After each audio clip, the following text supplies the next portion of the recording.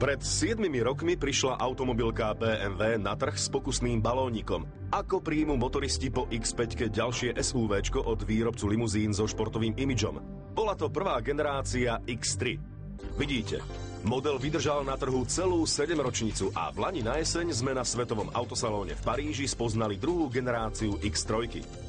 Takže balónik poletuje ďalej, len v modernejšom rúchu a s modernejšou technikou pod klasickou SUV karosériou. Konštruktéri novinke aj trochu upravili miery. Narástla do dĺžky aj šírky. Z výšky jej zase 14 mm ubrali.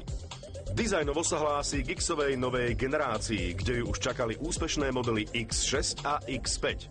Všetky tri hrdo reprezentujú bavorskú automobilku a vyrábajú ich v americkom Spartanburgu.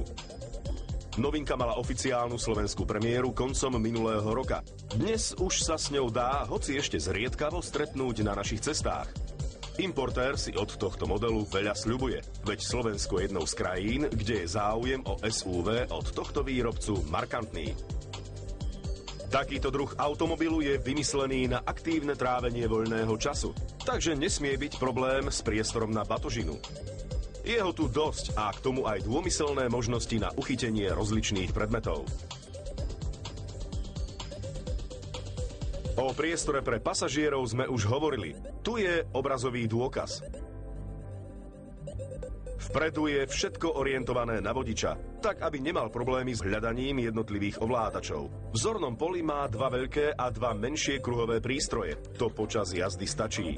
Za príplatok môže mať head-up display. V zozname doplnkovej výbavy je aj dvojzónová automatická klimatizácia, panoramatická sklenená strecha či navigačný systém s pamäťou na pevnom disku. Klasikou značky je kruhový ovládač eDrive na stredovom paneli. Ním sa dá dostať k ovládaniu mnohých systémov, trebárs klimatizácie, audiosystému či navigácie. Ale o tom o chvíľu. Od automobilovej histórie poďme do súčasnosti, od športového skvostu k modernému SUV. Ťažko dnes predpovedať, či sa niektorý súčasný model stane o 50 rokov ikonou. Treba však uznať, že dnešné autá sú iné nielen tvármi, ale najmä technikou. V tomto smere je nová X3 nositeľkou pokroku vo využití elektroniky aj bezpečnostných systémov. Vďaka systému Dynamic Driving Control si môžete zvoliť jeden z troch režimov jazdy. Podľa toho elektronika nastaví tuhosť prúženia, reakciu motora na zošliapnutie plynového pedála, posilňovač riadenia, účinok DCS a radenie automatickej prevodovky. Konštruktéri pohonnej jednotky si svoju chvíľu slávy užili pri medzinárodnej ankete o motor roka. Ich 2-litrový turbodízel v nej získal prvenstvo.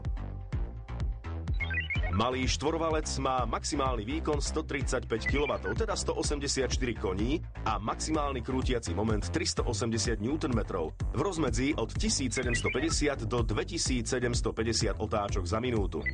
Takáto strojovňa dokáže rozhýbať statné SUVčko z 0 na 100 za 8,5 sekundy.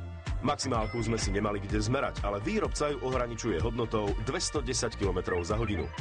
Ak je motor spriahnutý s 8-stupňovou automatickou prevodovkou, vyprodukuje iba 147 gramov CO2 na kilometr. To poteší každého priateľa prírody.